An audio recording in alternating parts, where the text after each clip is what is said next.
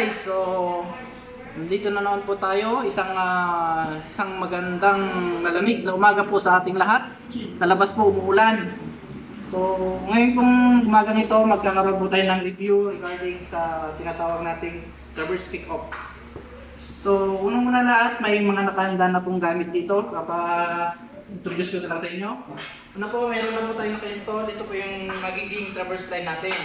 So ang setup po nito is, ito po yung tinatawag nating 3-to-1 non-working. So yan po, dito po natin ipapataan yung victim natin. So ang traverse pick-up po is ginagamit natin sa pag-transfer ng victim natin. For example, sa bangin, sa maluwag na ilog, doon po natin siya gagamitin. So yung mga magamit po, so meron po tayong i-prepare na gamit. Mayroon po tayong kailangan gamit, dalawa. Ito po yung tinatawag nating pulley. Meron tayong single tsaka double sheave pulley. So, meron din po tayong gagamitin 5 carabiners. So, mag-prepare po tayo ng 5. Then, prepare din po tayo ng 2 3 meters na lubid. Magagamit natin ito. Then, yung main line po natin. So ito po yung gagamitin nating main line. Ito po yung nasa may control site. So itong basket po natin, naka-prepare na po siya sa tinatawag nating. So ayan po siya, naka-prepare na po. Ginamitan din po natin siya ng isang 8 ring. Ayan po yung pagkakagawa. So proceed na po tayo sa main line natin. So dito po sa main line natin, o yung magiging hauling para pumunta sa may natin, sa may control site is gagawa tayo po ng long tail bowline. So ang long tail bowline po is yung dulo po nito i-anchor natin sa may rescuer natin. Magiging siya po yung secondary connection niya. Okay, so umpisan po natin paggawa.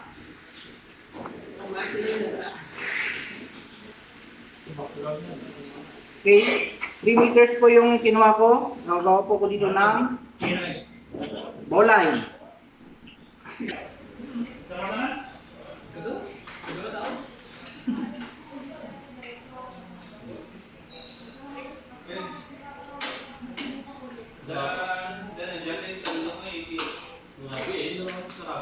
Okay, konti lang po yung gagawin nating butas.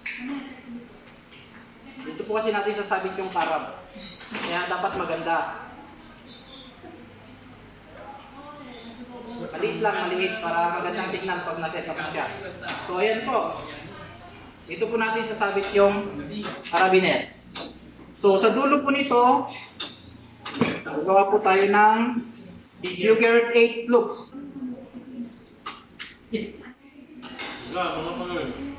Ayan. Kasi yun na po, nagre-review po ako Kaya medyo may mga mali-mali po tayo. Yan po. So yan na po yung naging setup. Ito po yung dulo ng main line natin. At magiging hauling line papunta sa control site natin. So para hindi tayo malito, sabit ko na lang po dito.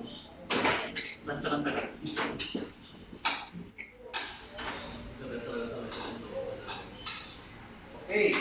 So yan na po siya. So susunod po sa system na po tayo. Okay, sabit po muna natin ang isang tarap sa may traverse line natin. Then para hindi ka ito, sabit rin natin itong double shift ulit natin. Ganyan na lang muna. Then itong one natin, basket natin sa may 8 ring, lagyan natin ng tarap. Then bago natin ipasok, kabit mo muna natin yung pulley.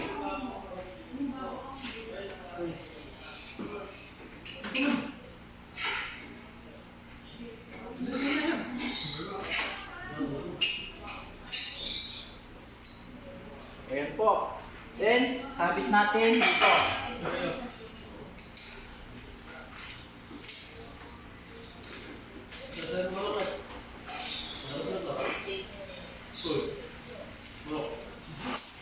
Ayan na po siya. So, balikan natin para hindi tayo nahirapan mamaya. Ayan. May rescuer po ito ikakabit. Next po niyan. Kunin po natin ito. Double shield. Kunin po natin.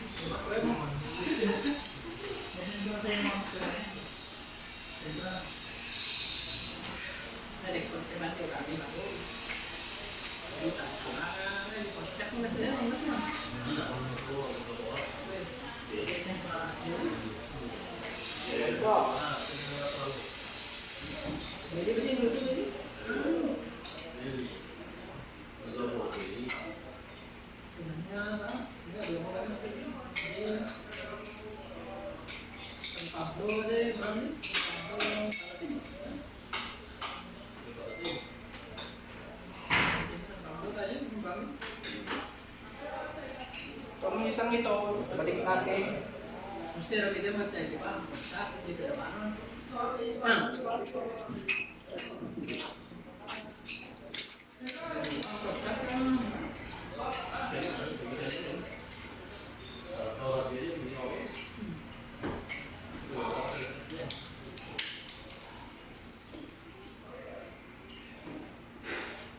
Tapos, ito po, lalagyan natin ng ilagay na natin dito.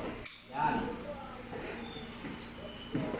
So, testingin po natin kung gumagana ba. Galingan! Aba, okay po, gumagana siya. So, pagkatapos niyan, test natin gumagana. Yung susunod natin gagawin. Okay, sabi ko lang muna dito. Okay, gawa po tayo ng tawag ito, bypass loop. Dito po natin gagamitin yung isang 3 meters na tali. Okay. So, pasok na lang po dito natin dito, then gawa tayo dito. Tansyahin na muna natin. Para kapag ako nagtatansya, tangtal na lang. Yan. Dito.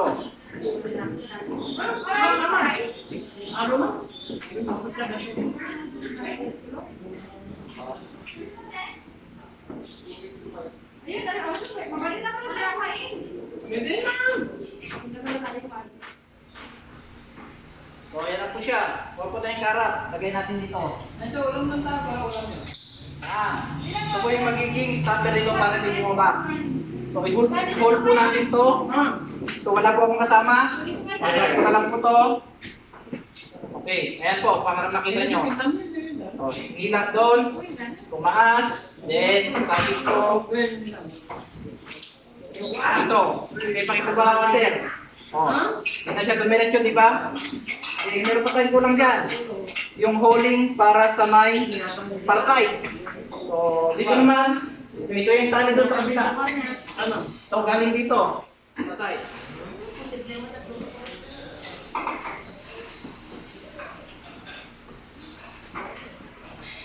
Okay, dito. Punta na tayo dito. Figure 8, follow through tayo.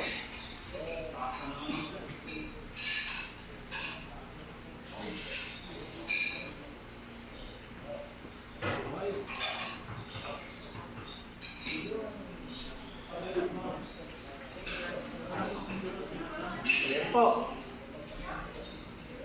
So, pasok natin dito. Follow through po tayo.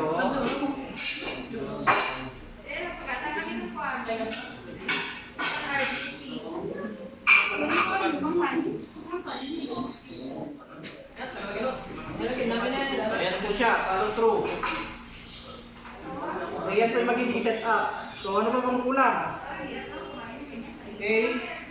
Doon naman po tayo sa primary connection ng rescuer.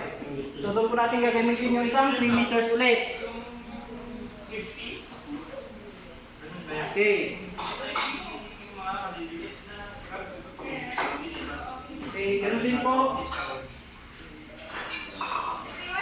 Sabit po natin sa may. Ayan, dito sa may.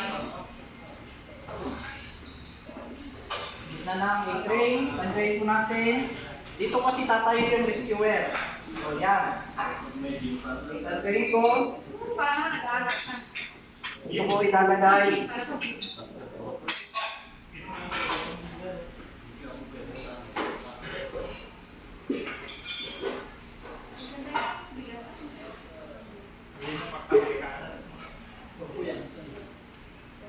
So, lock tayo, lock. Check natin yung mga lock natin. Okay, lock. Then, para mas madali gamit, lagyan natin dito ng karab. Yan. So, ito yung primary line para sa rescuer, secondary line. Ikakabit natin ito sa rescuer.